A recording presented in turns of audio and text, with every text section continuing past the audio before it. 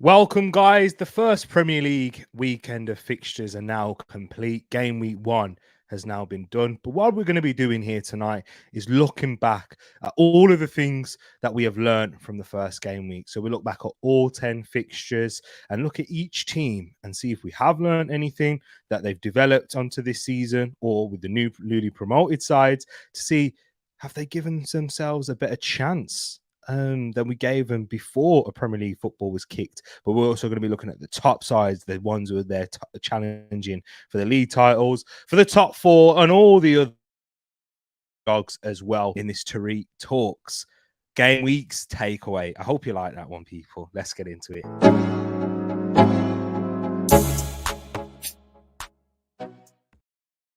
Wagwan, everyone. I hope you're doing well and welcome back to Tereak Talks, guys. Happy. We are into a new week. This is the first stream of the week. Hope you all had a good Monday yesterday, and I hope you all had a good start. Tuesday, they do say it's the most depressing day of the week, so of course you've got to have your boy live in your week up, wearing something that might depress a lot of people, but I have given in. I have given in indeed. I do apologize, people, to those who I said I won't be wearing this top, and I didn't like it. They bought me. They've got me. They always do. They always manage to get me and grab me and keep me in there. And I do apologize, people, if the quality of the video isn't very good. I can see that I've got unstable connection apparently, but hopefully it should work itself out.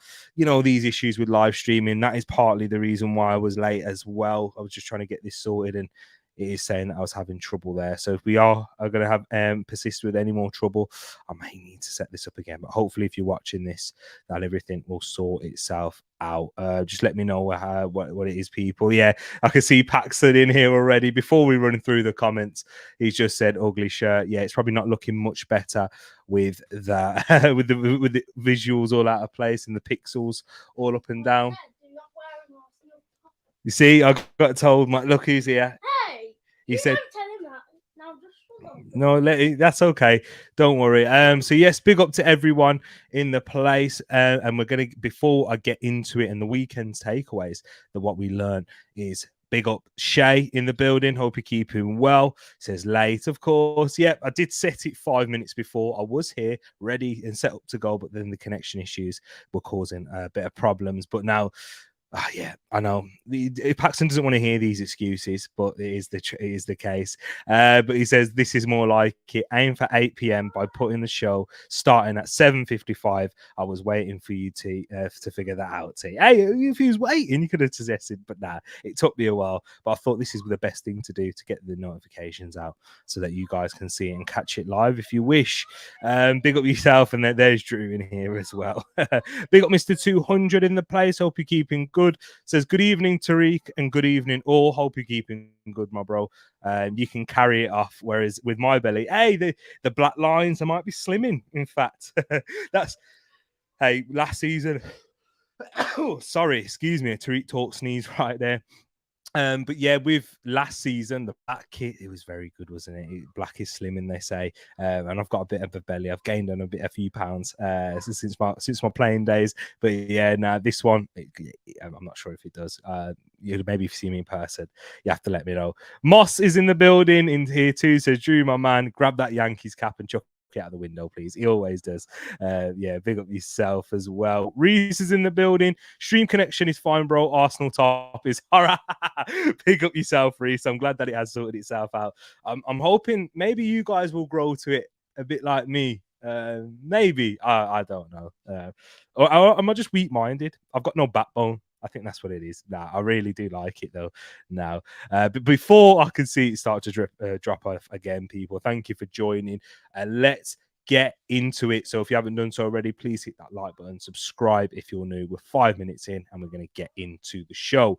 So the first game of the weekend that I want to speak about, we're going to do the one that was on Friday night, because that's the one that's far back in our minds and one that we've watched a lot of football. I do like the Friday night games with the Premier League, but when you have a Friday night, Saturday, and then Sunday, and then a Monday night kickoff, it can be something, a bit long. And I'm sure that Sky Sports apparently are looking to add more Friday night games this season. They slowly started to introduce it from the 2019, not 2020, well, the year that we lost to Brentford. I try and erase those time memories out of my mind, so I'm not too, that's why the year didn't come on top of my head. But yeah, this was a Friday night game, and the biggest takeaway, we'll start off with the first one, and it was the home team, is that Vincent Kompany has said that, you know, he's going to be a very good manager in this league, and he's got Burnley playing a completely different style, which a lot of people went into. But this is the biggest takeaway, guys. Set pieces will be their bane. I did not realize until that game, and it was from the first goal. So yeah, from one of for us when Man City had a corner, they didn't score from this, but I saw a statistic that said that Burnley were the fourth highest team that conceded the most goals. Yeah, in the championship. So they've conceded the fourth most goals in the championship from set pieces. And we know that teams in the Premier League will use that and will take advantage. Look from the very top. Manchester City are a physical team. They've got so many physical presence. They've got a lot of physical presence in the box. Sorry, with the likes of Rodri, Haaland, Stones, Diaz, Ake, Akanji, and those are just to name a few. I'm sure there's more that I'm not thinking off the top of my head as well. But they're a team that aren't just very good at keeping the ball and technically and beautiful and are so tactical, an opposition manager's nightmare with the ball at their feet. But even in the air and from set pieces, they have a lot of danger there. And with Burnley, you get that throughout the whole league, from the very top to the bottom. It's a very physical league. You always hear about players that come into the league and say that, and a lot of teams will take advantage of this. A lot of teams in the Premier League have set piece coaches. Arsenal have one. We nicked theirs off Brentford. Brentford are brilliant at that themselves. And even if you look all the way down towards the teams fighting at the bottom, Luton are a very physical side too. There's a little hint to what we picked up from there. But Burnley, they will need to brush up on that. Otherwise, that they could be in trouble. I do think if they don't, they're not going to be perfect overnight. I don't expect that from Vincent Kompany, because with set pieces, a lot of it is to do with individuals. You can set up a system as well as you want. I remember Brendan Rodgers talking about this with Leicester. He tried so many different things on the training pitch, but at the end of the day, if the individuals fall asleep or they're just not aggressive enough in their duels, they will lose out. And that's what's happened with Burnley already, conceding 2 goals from set pieces on the weekend. And Manchester City, although they weren't great, moving on into their takeaway, although they're not great, Haaland just raises that and will just always keep them ticking over and raise their floor. And I don't think you're going to see the peak of Manchester City. Not going to see them reach their ceiling anytime soon. But Haaland makes sure that they will continue to get points. And with that, see ya.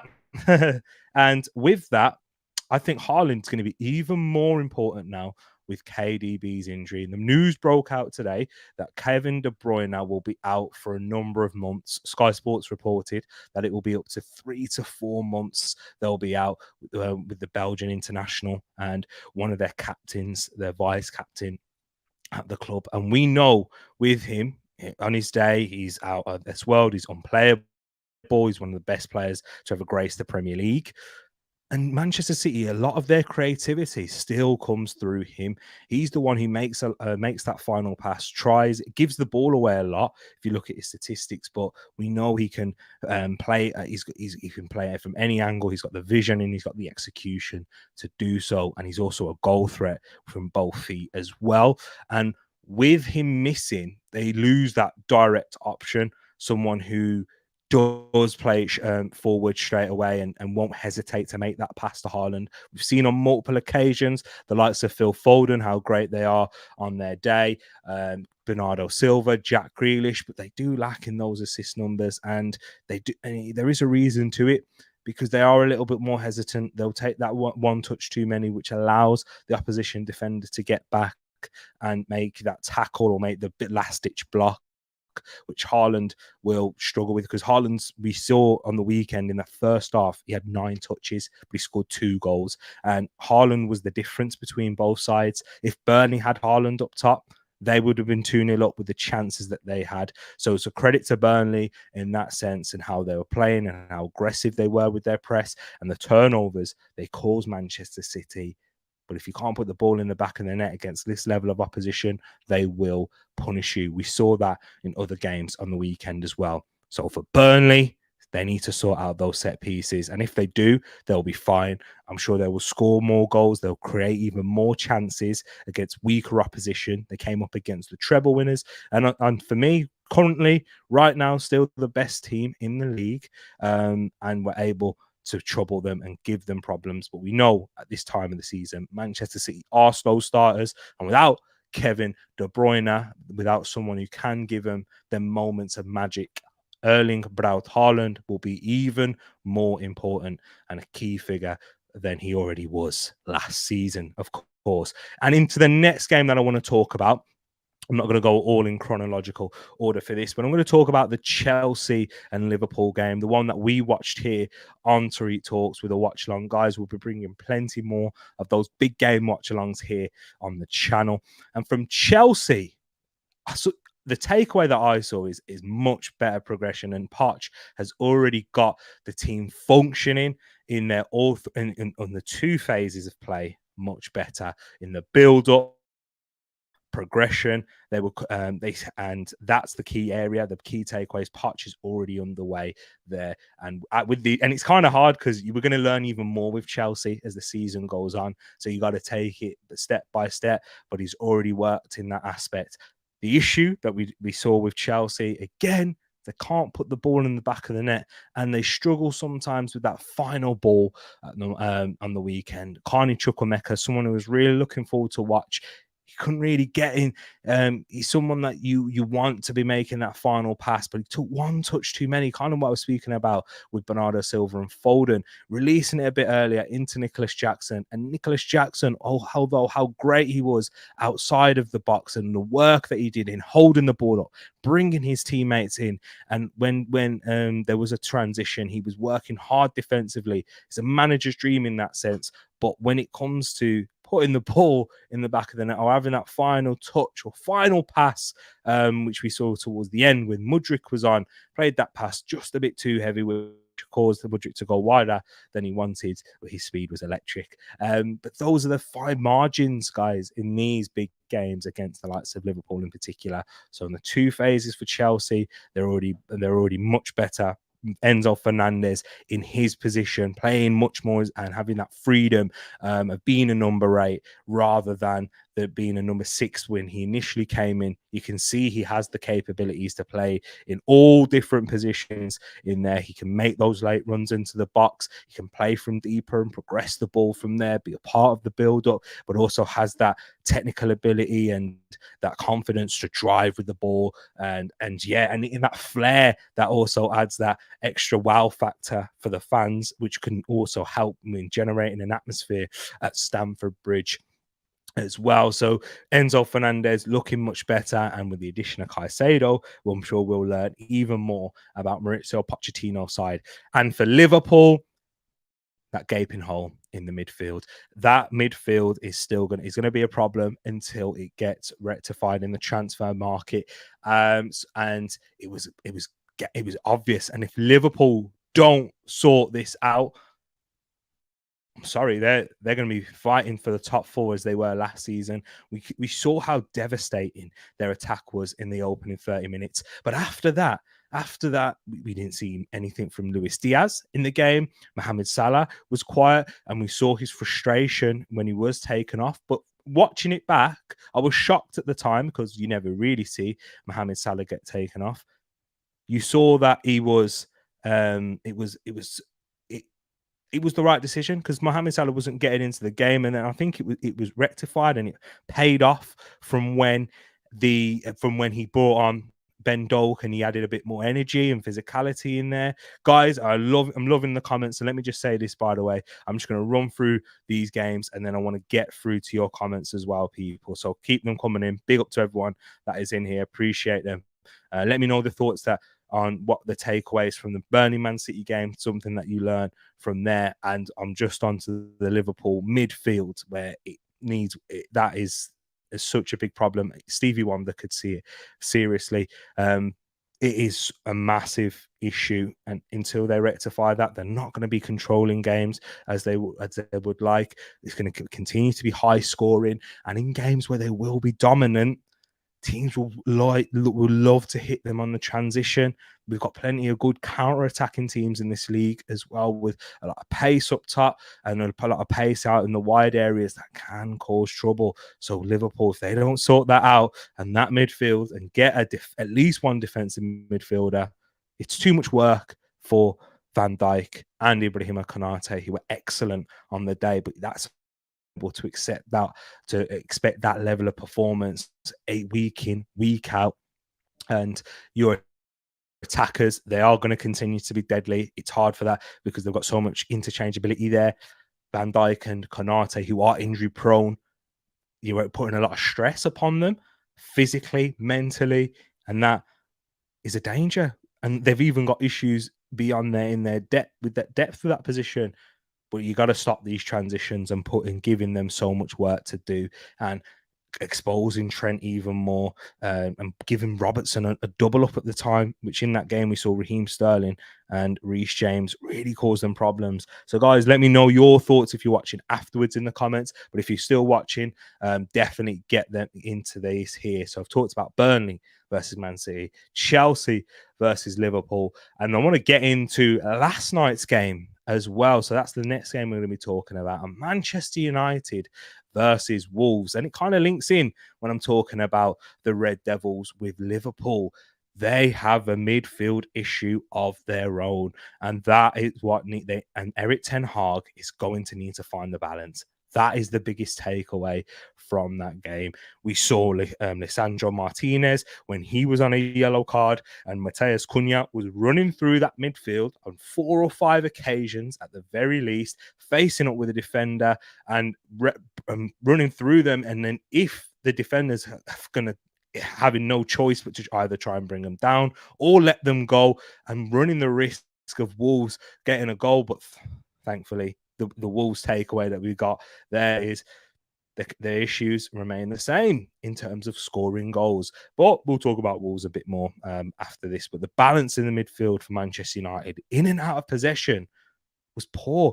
In possession, Casemiro was, when he was playing it from deep, there was getting a lot of pressure, and Man United weren't really able to break the lines as well. And when they did break the lines, Mason Mount and Bruno Fernandes, the worry that people have is they're too similar, in that the fact they want to force it through. They don't want to take their time and be patient and wait for the overloads out in the wide areas, create those overloads where we saw Wan-Bissaka at times looking to try and overlap, but he's playing it too early and it's leaving a 1v1. And Wan-Bissaka's final product, to be honest, out of all the United attackers, that's the one you want it to be with from an opposition standpoint.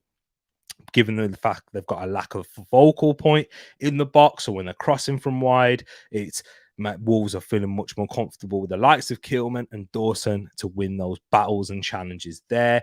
Garnacho turning over the ball a lot. You're showing his youth and inexperience, really. He was brave in what he was doing, but it wasn't successful, and it was causing a lot of transitions against United, where Casemiro was simply left on an island because Mason Mount and Bruno Fernandes, having that attacking instinct and looking to break through and run those runs into the box, were leaving Casemiro with a lot to do. Yes, they worked back very hard and tracked back quickly. That's what they do bring. And while a lot of coaches love Mason Mount and Bruno Fernandes, but the issue is, in the starting point, they're losing that balance and causing a lot of problems with the overloads in transition. As you saw, Lisandro Martinez having to get taken off at half-time after that yellow card he picked up with a late challenge, and Lindelof coming on did very well given the circumstances. And even Varane, the goal scorer, he was defending, he was very good. Talking about it, Konate and Van Dijk, how they were having to defend a lot. The same was Rafael Varane, and he managed a lot of 3 for Wolves and two at the back, so 3v2s.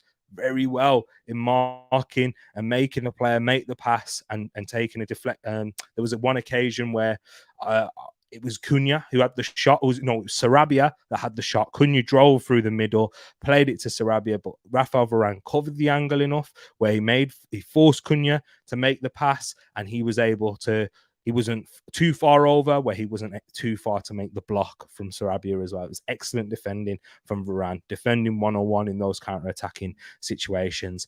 But that Man United midfield, talking about once again, if you're not going to find that balance, your top 4 spot is in danger. Forget about a title charge, but it's still the first game of the season. And what I would say for Man United is the first game of the season last year.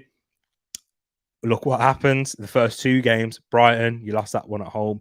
Brentford, you lost 4-0 away. So the fact that you've got 3 points on the board isn't the end of it. And yeah, I'm sure Erik ten Hag is intelligent enough that he will find that balance, and we've still got a couple more weeks in the transfer window to try and rectify those issues with departures like Fred now, and I'm sure we'll see another midfielder being brought in as well. So yeah, and with Wolves, we said about those issues that they have in going forward, where they can't put the ball in the back of the net, but I was very impressed with them and how hard they worked and how with all the upheaval that they had this week, with Julian Lopetegui walking out the door and Gary O'Neill not just stepping, fresh really into the job and just getting his ideas across very quickly.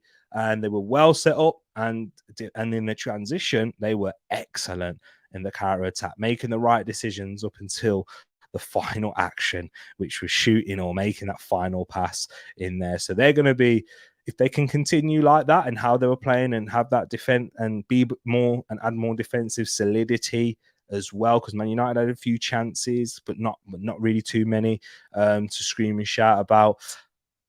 Jose Sarr looks more nervous and he's not as assured as he was in his first season there. But they could stay out of that and they could finish outside that relegation zone, but it's still early days.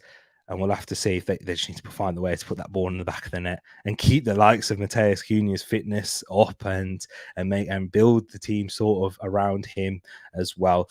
So very impressed with Wolves, and not so great for Man United, but I will caveat that they got the win. Very fortunate, and that's another takeaway that I want to speak about is the referees. And it's not something that I want to be speaking about every week because I find it simply boring. Horrendous decision, and it was horrendous at the time. And anyone else that thinks differently, I don't even know what to say.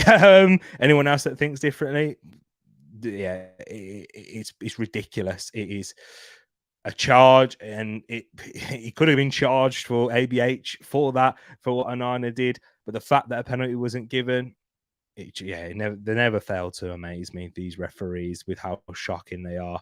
And it's not VAR's fault. It's the individuals in those moments. They feel the pressure.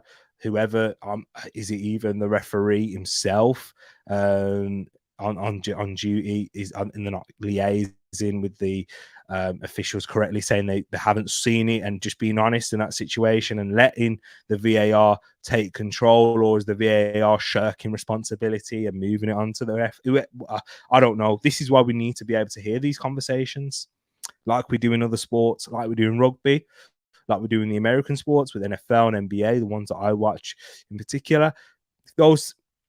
That's where the accountability is all lost. Howard Webb, I like some of the changes he's made with the time, like dealing with time wasting, how harsh they are with booking.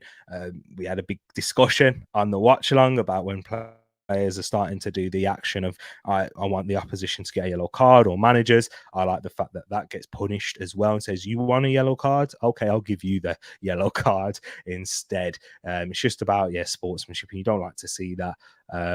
But yeah, even if it is the right decision, which it is most of the time, it's a shocking decision in that aspect as well.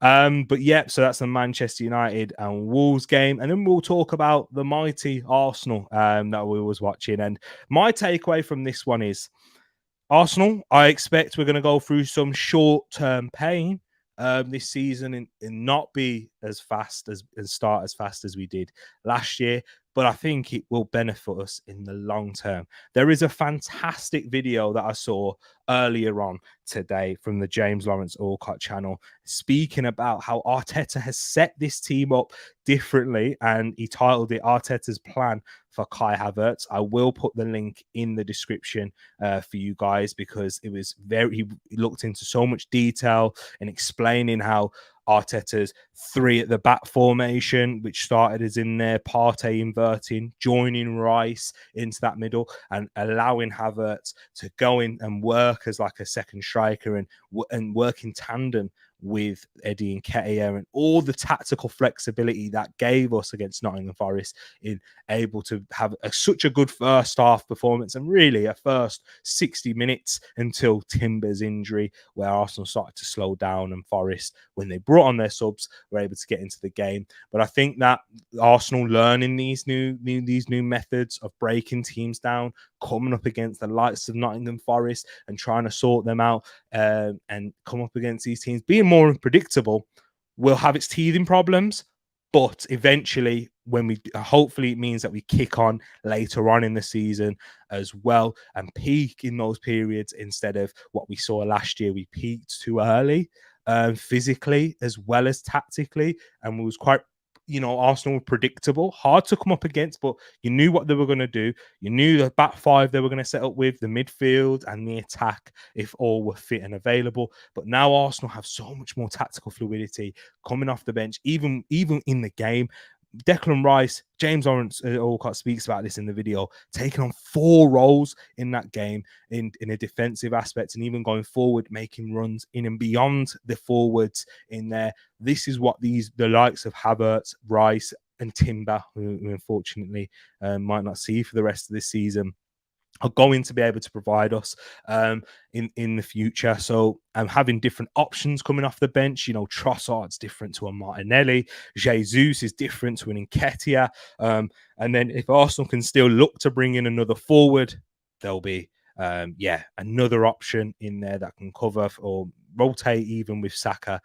They'll be in the money. And we've got, even with the Timber injury, if you look on paper, there's still a lot of defenders that we have. And I'm sure that Arsenal will look in the market for that as well. So, yeah, very interesting. Short-term pain. We might drop some points and we might not be at our peak levels throughout the beginning of the season, but that will help us longer term into the season as well. And with Nottingham Forest, the one thing that I'd have to say is, they've made less transfers than they did earlier on in the window, so there's a lot less chaos, and I think that the settled squad that Steve Cooper has now will improve their away performance in particular. And I saw a lot of improvements in how they defended and how they looked a lot more cohesive, even though they came up against a tough Arsenal side who, eventually, when you look at it, it was 2 moments of magic that separated the 2 teams, with Martinelli's beautiful back heel pass, these roulette, and then a Saka wonder strike, cutting in on his left foot, adding that into his Arsenal. And yeah, so to lose by those 2 goals and even have a strong end will give them a lot of more encouragement going into tougher away fixtures, as they have a nightmare start of the season. And the Forest fans will be going to a lot of these stadiums, but they'll take a lot of encouragement with that performance and with the threat that they have on the counter attack, making sure Awoniyi and Elanga are fit. They will cause teams a few more problems than they did last year away from home. So, yeah, I was impressed with that Forest away performance there and the threat that they posed on the counter. So, the next game that we're going to be talking about, I want to speak about Newcastle versus Aston Villa. And they are top of the league. I can see Tender Item in the chat, who is a Newcastle fan, and all the Newcastle and the Geordies will be happy. Tonali scoring the goal. But the biggest takeaway that I saw was they will continue to try and overpower teams with their intensity and physicality. And that is the identity that Eddie Howe has been preaching and talking about. Our identity is intensity, and he's going to maintain that throughout the season. And it was a very fast start. in terms of how he's building this team. You know how he wants them to be so physically sharp and on it against the opponents from the very first minute, and that's why they're able to score the goals so quickly and earlier on into the game. They are Isak adding those goals, and if they did improve in terms of their goal scoring towards the end of the season. Do you remember in the middle part they hit a bit of a lull and they were relying on Wilson and Isak a lot, and there was a few more injuries getting picked up, and when the players did get injured and there's too many minutes in the legs of Wilson at that point because of Isak's long injury layout, the goals were starting to dry up. But when you saw towards the end when Isak and Wilson were playing, even sometimes together, the goals increased and they were putting 3s and 4s there. So having those players fit, there will be even more. There will be their ceiling. I don't think it's as high as what Newcastle fans will want right now. But once again, talking about Manchester City, that floor will remain very high as well. So with that, they're not really going to be dropping out of the European places because look, Aston Villa were one of the teams to watch going into the year. And speaking about Aston Villa's takeaway, guys, if you're an Aston Villa fan or if you know anyone else, if you just think I'm wrong, let me know, because maybe I'm coming up with this with a preconceived thought about Unai Emery. But we know how versatile he can be with his tactics and how he likes to change things even in games and against certain opponents. But I think this may confuse his own players. And you saw that with some of the decisions that they were making, especially off the ball when they were coming up against Newcastle's counter-attacks in transition, the line that they were keeping up, that they were trying to maintain without any pressure on the ball. And Newcastle were able to break them down and go through them at will, like a hot knife through butter, going through them. It was ridiculously easy at times. And if it wasn't for Newcastle, who were quite clinical in some aspects, but missing a lot of big chances, Isak should have had a hat-trick. Callum Wilson could have had a brace in there as well when he's coming off the bench. It could have been 7 or 8 for Newcastle. That's how easy it was at times. And it's not the fact that Villa they posed a threat of their own going forward. Watkins, Diaby, they look sharp. They look like they're going to build a good relationship. And even Mike Cash having that huge opportunity. So they do carry a threat going forward. But what I remember from Unai Emery being at Arsenal was we conceded way too many shots away from home in particular. And even at home at times, we conceded way too many. In this game, Newcastle had 23 shots. Well, no, actually, yeah, well, no, it was 17. In fact, was it 17? I'm sure I saw 23 earlier, but yeah, quite a high number of shots. It was. Sorry, don't quote me on the exact figures there. It's just changed on me. But Villa themselves had 16 shots, so it showed you that they carried a threat. But defensively, you can't perform like that away from home. And the players, with how they adapt in the game, we saw a back 2 move to a back 3, but it didn't help at all during the game. And sometimes with how Unai Emery likes to set up, very specific to his opponents. And sometimes what I saw as an Arsenal fan, he focuses too much on the opposition's strengths and trying to negate that.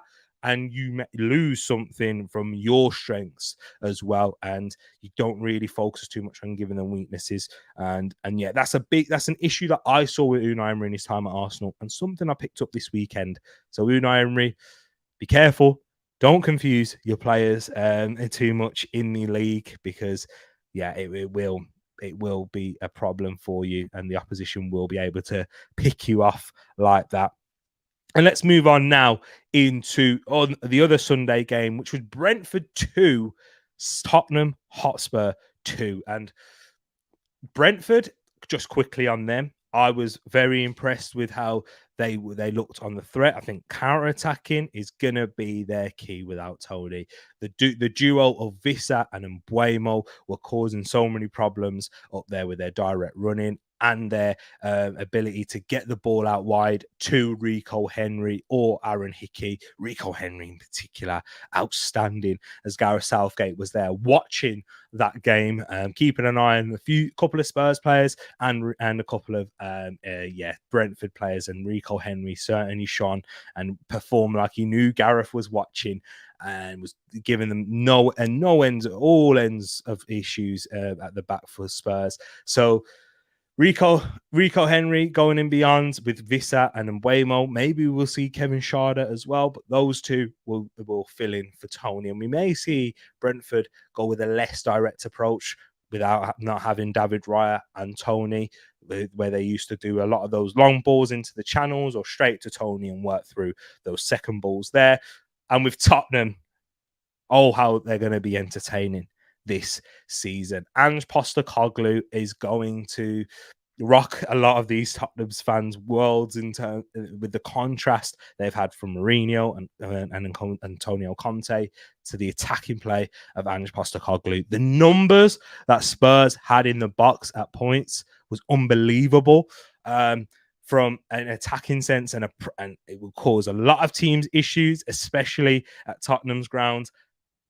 The teams that will like to play in the transition and better teams will be able to pick them off at will, and they'll be involved in a lot of high-scoring games. They inverted Destiny Udogie and Emerson, both of them remaining high up the pitch, leaving the likes of Mickey van der Ven, Christian Romero to begin with, but he came off due to they had a suspected concussion. But Davinson Sanchez to literally marshal all the wide areas.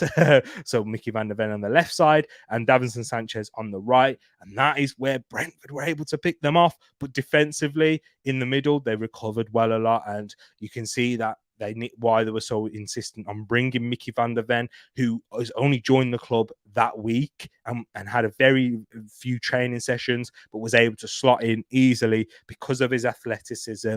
Being able to play on that left side and defend out in those wide areas was what is an important cog in Ange Postecoglou's machine. I thought Yves Bissouma, that was the best of him that we've seen, having that responsibility in breaking up the play, progressing the ball through the middle with his dribbling. That's his best aspect, his passing. He doesn't really progress it too much with, but that his composure under pressure, under the press, allows him to break through and give it to the better players going forward. So yeah, for sure, they're going to be entertaining to watch. Giving James Maddison that free role, he will thrive in that. You'll see the best of him, and you saw his best even time at Leicester last season, where they were a bit more open. They were open at the back, but you saw James Maddison picking up that free role, drifting left, drifting right, wherever he wants to be, to pick up that ball and play it as quickly as possible to the forwards. So Spurs, will be very interesting to watch, and we'll be bringing you that watch along as well. It'll be a good game to preview, that Spurs Man United game,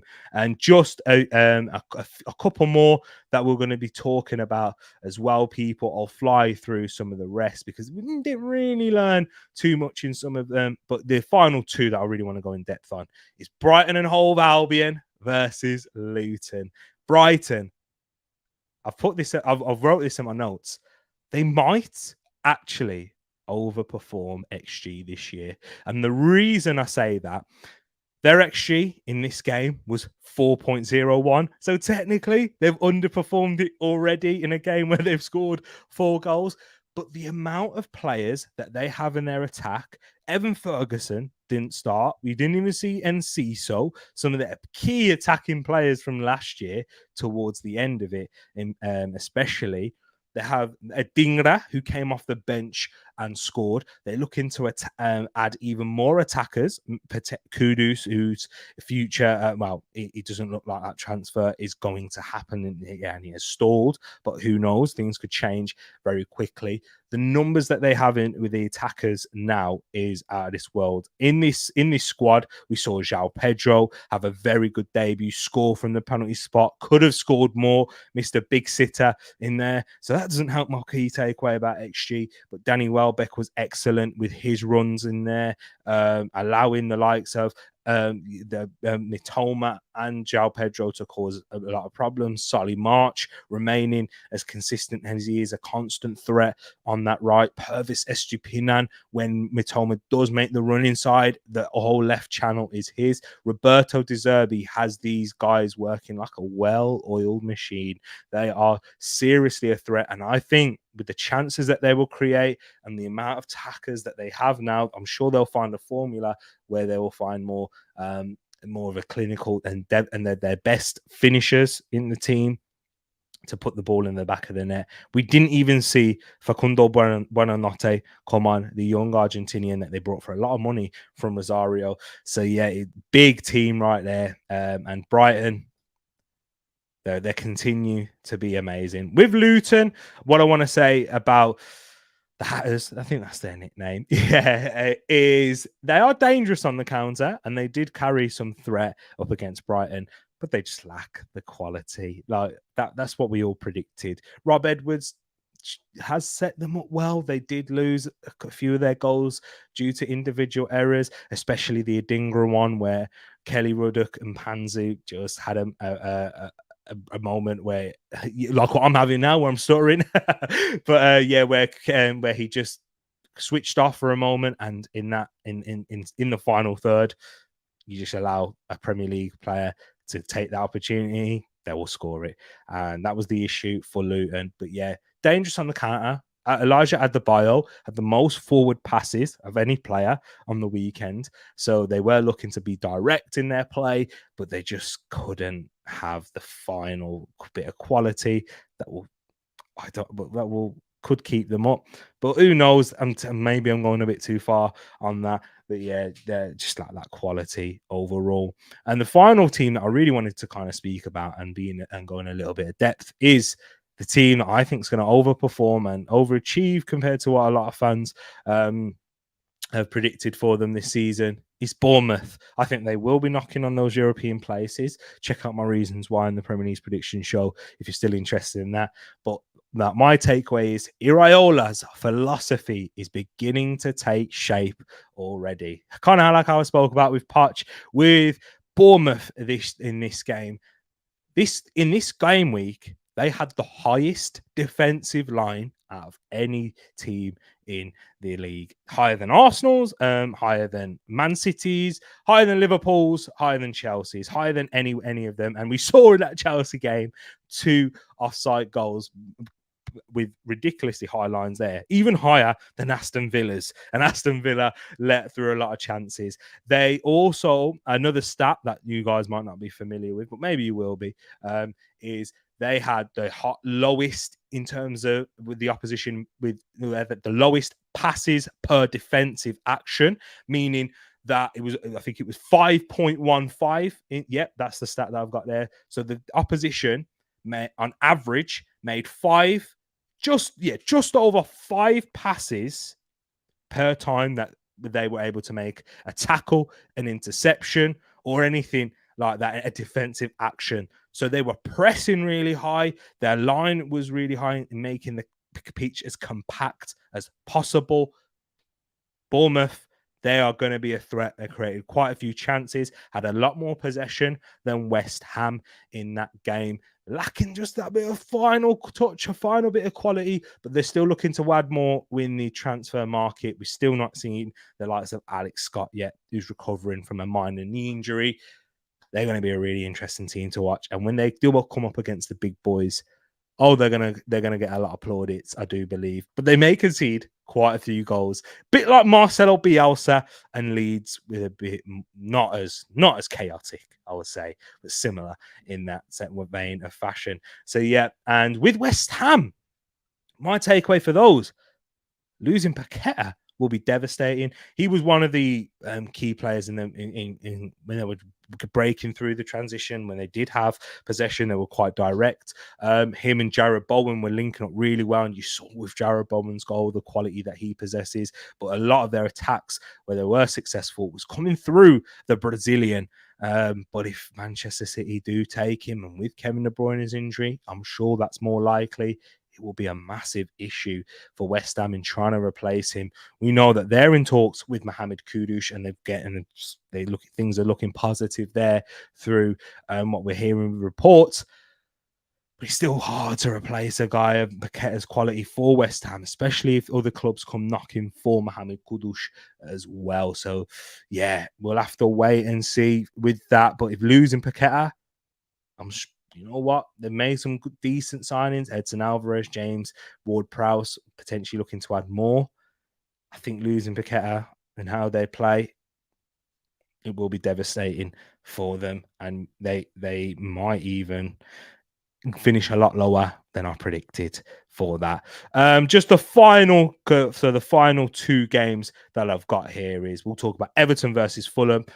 We didn't really learn much that we didn't know already. Everton's issues were goals, and with Fulham's, they are continuing to overperform. And is there a method to their madness? Fulham, I don't know how they got away with it with that Burn Leno goal, with that Burn Leno foul on the goalkeeper. I think you saw the complete. You saw basically the issues with refereeing when it comes to goalkeeping this weekend, with how Leno was able to get away with that error, and Onana was able to get away with that, coming out and charging out and taking out his opponent. And the goalkeepers benefited on both occasions. Needs sorting. But if Everton wasn't relying on Neil Maupay, they could have easily taken the 3 points. 2.73 expected goals they had in this game, and they ended up with 0. And Fulham were able to go on the counter-attack and score. And that's why I say, is there a method to their madness? Do they just know how to ride and having Leno in goal, who overperforms with his shot stopping, even in that game, and as we've seen a lot throughout a lot of last season, making the most saves and one of the highest save percentages in Europe from a goalkeeper. It doesn't seem sustainable. Any metric that you follow, it's not a sustainable way, which is why I predicted Fulham to go down, because I do think they'll lose Alexander Mitrovic, who looks like Al Hilal are going to be after him this week. I just don't see how they're going to be able to keep this up. I'll be honest, guys. But is this what Marco Silva is trying to do? Is this what he's trying to set up for them? Who knows? And the final game is Sheffield United versus Crystal Palace. Again, didn't really learn too much. The issue with Sheffield United, they are lacking that quality. They're a worse team from last season. They didn't perform that bad in their first game. They have. But the biggest takeaway from them is they've got some bright and promising players in there. So if they do go down, I'm sure that some of them will stay in the Premier League. I was very much impressed with Asula, who had a few chances. He generated a few of them by himself as well. They weren't really full chances. A lot of them were half chances that he was able to generate. They've got some good young players in there. They're bringing players from in and around Europe as well. So taking those risks on the sort of players, because due to their financial constraints. But ultimately, I think they're going to go down. And with Crystal Palace, can I just say, is Eberechi Eze rocks my world. What a player. My favourite player to watch. If those of you who are following me on Twitter, I spoke about him. I said he's one of my favourite players to watch. He's going to shine even more now at Palace, given them the added responsibility. Looking like they're losing Michael Elise, but Eze will take on that mantle as long as he remains fit. The issue with Eze, and the only reason why he hasn't been on a lot more fans' lips, is because of that Achilles injury that he had, that he picked up, and he took a while in recovering from that.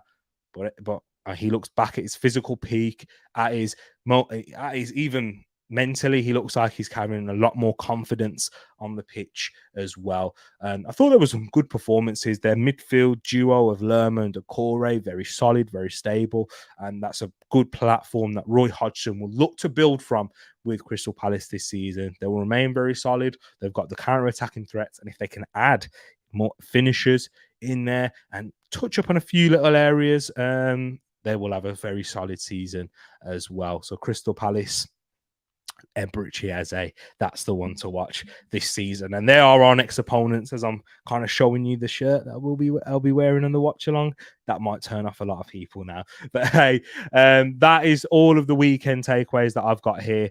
Appreciate you all that are in here. That you've heard me chat a lot, and now it's time to get into your comments. So let's go, people. And this is where I'm going to be chatting with you for ages, for as long for the remainder of the show as well. So if you are in the comments as well, if you're watching this afterwards, let me know your thoughts on the weekend's first bit of fixtures here. Let's see. Onana should be in the WWE. He should be with that elbow. It was an elbow, half line elbow, half line clothesline. It wasn't as bad as Rafinha's though, was it? That was big. That was mad. Let's have a look here. Not good. Good for the marriage. All this football. Yeah, having the football on Fridays, Saturday, Sunday, Monday, and then we'll be back on Tuesday. Now we're back in the Champions League, Mr. 200. It's not going to be great. It's not going to be great for the marriage. Robot does robot things. KDB out of my FPL for Madison. Have 3 Arsenal players already, so no Saka. City look good, but KDB out for months could be a big thing for the likes of Arsenal. Hey, it's our opportunity now. We've got to take it. Big up Mark in the building. Says Tereak, don't be using clickbait United for clickbait bans, my bro. Hey, big up yourself, man. Hey, we definitely spoke about them. I ain't using them for clickbait, don't you worry. Big up Tender Iron says we are top of the league. He's gassed about that. Liverpool can't buy anyone by the looks of it. I don't know how to feel about this Jackson brother. He doesn't fill me with confidence for some reason. Liverpool fans are frustrated with the draw. I will be honest. I think a big reason why Chelsea fans are really hyping up Nicholas Jackson. They've been starving over the years for a focal point, someone who can hold up the ball and really work the channels and have a bit of energy up top. You know, Kai Havertz with how he is, he doesn't give you them. He doesn't inspire you with his energy and those things there. But he's not a bad footballer. He just has that Mesut Ozil-esque kind of look to him with how he carries himself, quite laid back. But yeah, I think his finishing isn't much better. And I saw someone tweet out saying he's like an Eddie Nketiah. That's he's similar to Eddie Nketiah, and people will take that as it's a slander. I don't think it is. I think the profile is very similar in how they are. Rush their decisions in the box a little bit more. With Eddie Nketiah, he's a poacher as well in the back post, so you got to give him credit there. I'm just going to scroll back down, all the way back to the bottom of the comments. I'm going to work my way up and look at it, guys. Looking like a caterpillar. Big up yourself, Mark. I am indeed. Rich, yes, I will wrap it up, Seed. I do. I know we've still got 5 minutes, but yeah, I'll be wrapping it up, Seed. I'm just going through the comments. Let's have a look. MLS is an exact sample from what North American footballers. They may have pace, but lack the quality. Deft touches, yeah, intensity. That's true. That's true indeed. That was Moss. Big up Moss in there talking about the ball. And 6-1 against Spurs. Yep. He might have another one of those against Spurs this season, but I'm sure Spurs will score more goals. But listen to Pax here as well. Remember, people, to hit the like button if you haven't done so already, and drop a subscription as we are on the road to 700. Paxton, when he's talking about Arsenal, says Arsenal controlled the game for the majority, but ultimately a nervy last few minutes completely gave control to Forest. But it's going to be interesting to see how your midfield takes shape. Yeah, I thought the midfield throughout the majority of it was very good, Pax. I just think that Arsenal, fitness-wise, we weren't at our sharpest. You saw with Declan Rice when he was tracking back for that goal. I noticed it as soon as I watched it on the replay. I think Declan Rice gets there when he's in his peak physical condition. Arsenal legs began to tire, which gave them the fresh legs of Nottingham Forest a chance towards the end. But apart from that, though, I think how football's weird because it always messes with you emotionally too. Nottingham Forest, they did felt like they had a stronger end, but apart the goal, they didn't have a chance. They didn't really have another chance after that. Although with momentum swinging, having a bit more possession makes you think differently. But yeah, Arsenal had more chances after that, after the goal than they did to score. But yeah, it is one of them ones. Big up Realist in there. He says, get that kit off. I think Man United would need Amrabat or play Ericsson. Don't see Casemiro and Bruno midfield works as Wolves shown. There is a possibility where that could work, but it doesn't necessarily mean. Amrabat is more. I don't think he's going to start a lot of games. Maybe he will do if they can't find someone else to play that midfield balance. If they could bring in someone who's able to play as an inverted fullback, if that's what Erik ten Hag wanted, of course, then it would help with that midfield balance. Because Arsenal don't have, we leave. When we play with either Partey or Rice in the 6, if we was to play with Ødegaard and Havertz, we would have we would have had a Timber, but most likely now in this current team, a Zinchenko in there to help with those numbers in that part. So yeah, I do think if they don't bring in a fullback who can invert or a defender that can really step up into that midfield, which we haven't really seen from Lisandro, to be quite honest, which is, but first 45 minutes he got taken off, so can't really look into that too much, but they definitely need to sort the shape out there. But guys, I am going to wrap this up here. I do appreciate you all, people. So guys, smack that like button if you haven't done so already. Would definitely be interesting to hear your thoughts. We're going to be bringing you more watch-alongs on the channel, so subscribe if you're new. Hit that notifications button. We are out. Love to you all. Peace.